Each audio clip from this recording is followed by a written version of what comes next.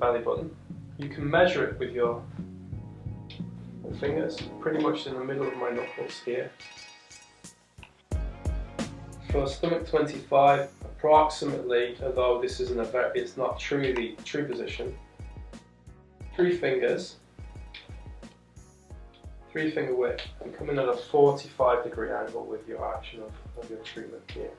Going towards, as if you're aiming your energy underneath the belly button. The belly button is Ren 8 as an acupuncture point, so Ren 7 you'll feel sits directly underneath the belly button. It's like a little dip. Literally 1 finger width below that is Ren 6, Chi high. And then you have Ren 4, which is 2 finger widths down. And the reference point is your belly button, or the person's belly button. How I do this is I take my 3 fingers like this, and I run down the centre of the body until I feel a drop. Now, some people have an outie, where the belly button sticks out, but you do the same thing until you feel some kind of drag. Come up from there, palpating until you feel the edge of the xiphoid. And I always start with Ren 12. And I start with this technique, which is Chan. So the idea is to get into a relaxed state. You're not classically meditating, but you're just kind of like sitting with that, feeling all the time underneath my thumb, waiting for the tissue to change. Movement is around 140 movements a minute.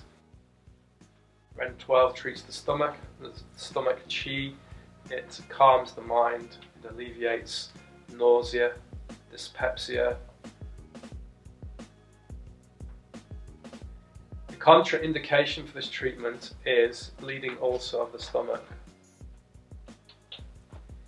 You can't use this routine on bleeding ulcers in the stomach because you can make it worse. Just a gentle heat. Nice. Then go back to the belly button. I'm counting down 7, 6, Ren 6.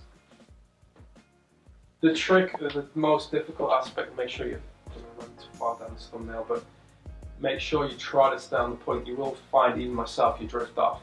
You just keep bringing it back. So it's a different healing to when you use your Lao Gong.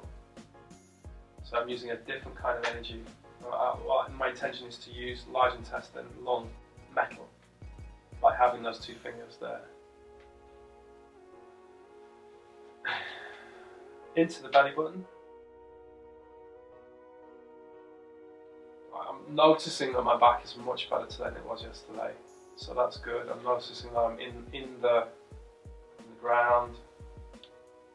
I'm letting go of the shoulders slowly. I'm allowing my elbow to be heavy, just in that local area, just in the belly button.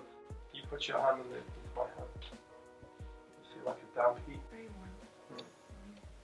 Not as warm as Mark's, obviously, but it's warm. Yeah. And you can feel a slight kind of damp. It is damp, yeah. It is damp. Give me a second now. I have to put it up again. Get the vibration going, and it's a small vibration, you can hardly see it.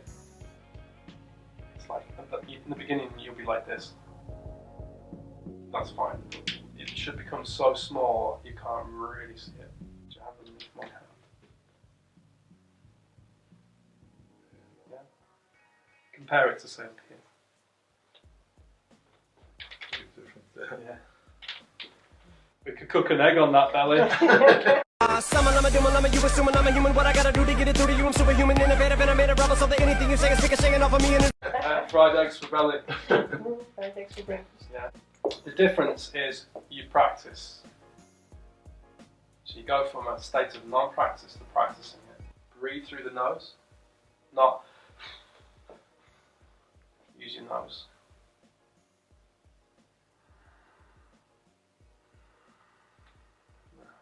Jam.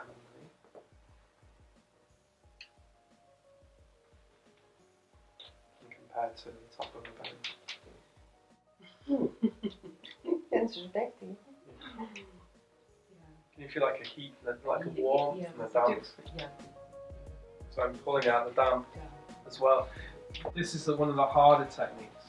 So an example would be if you hold, you can practice at home by holding a soup bowl or a cereal bowl.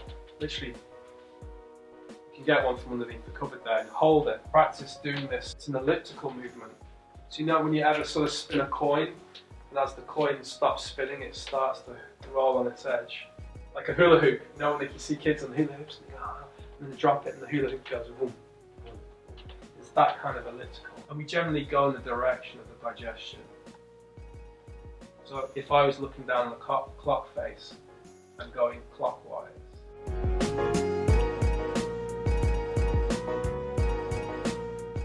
Of the ribs, and we're slowly aiming to work ourselves so that we're coming underneath the ribs, lifting up. You may find that a lot more easier without the sheet. So I'm spreading that heat in my hands over.